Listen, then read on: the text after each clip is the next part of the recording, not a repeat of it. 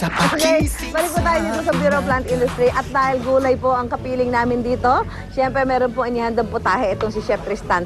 3 klase ng pinakbet ang niluto niya. Pinakbet ano yan, Chef? Meron po tayong Tagalog, Ilocano at yung ating Kapampangan. Okay, at ito ang kakaiba dyan dahil meron tayong pinakbet na sanay na iniulam. Ngayon, meron siyang pinakbet pasta. Pinakbet pasta. Okay. Paano yan, Chef? Ito po yung of course yung ating traditional pakbet. Nahaluan lang natin ng penne pasta or any pasta na kung ano pong pasang inyong ninanais na gamitin sa ating pakbet.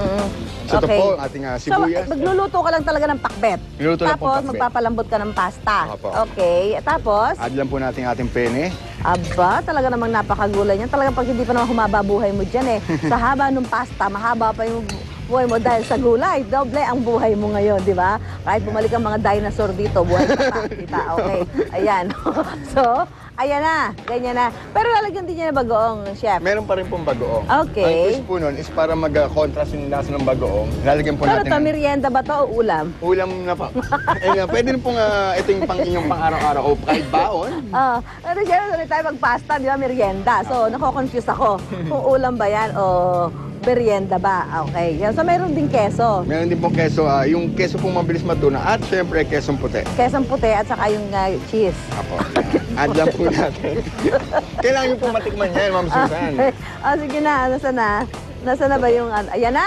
Wow! Walang nilalagay yung mga pang color, ganyan. So, ang mga ingredients po dyan, yung mga gulay na pinitas dito, napagalitan siya ng mga taga... Ako po yung nasita.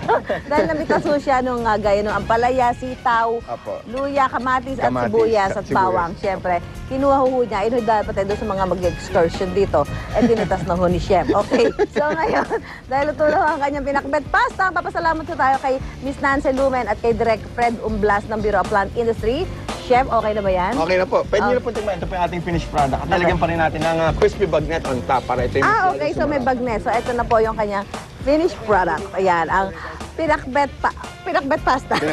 Ayun, salamat kay Chef Russell sa Okay, so tikman na natin. Nasaan na? Ito na ba? Apo. Alam mo, parang kahit hindi ka mahilig sa pasta. At alam ko mahilig kayo sa pakbet, Ma'am Susan. Mahilig ako sa pakbet. Problema, hindi ako mahilig sa pasta. Pero ito, lasang pakbet pasta talaga. Okay, habang inintay yung bagong luto para mas mainit, dahil ito ay kanina niluto ni Chef dahil marami yung nagre-request dito. Yung aking huling request, ito yung niluluto pa. Taco studio muna tayo. Studio.